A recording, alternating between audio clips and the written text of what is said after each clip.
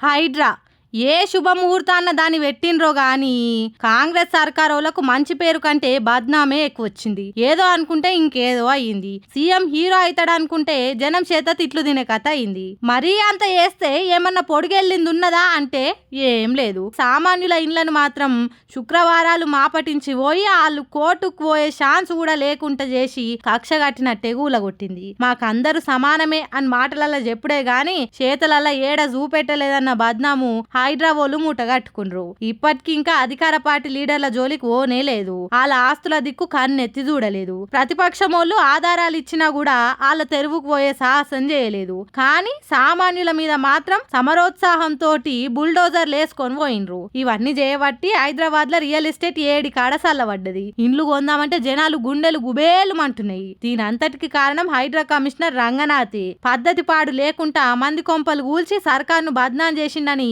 కాంగ్రెస్ లీడర్లు సీఎం కు షాడీలు చెప్పిండ్రట. ఇగేమున్నది, రంగనాథ్ వల్లనే హైడ్రాకు చెడ్డ పేరు వచ్చింది. ఆయన తప్పించి వేరే టోళ్ళని పెడితే ఏ లొల్లుండదని సర్కారోళ్ళు ప్లాన్ చేస్తుండ్రని గుసగుసలినబడుతున్నాయి. అయినా మార్చాల్సింది హైడ్రా కమిషనర్ ను కాదు, సర్కారోళ్ళ బుద్ధిని అని అంటున్నారు ఈ సంగతి ఎరికైన హైడ్రా బాధితులు.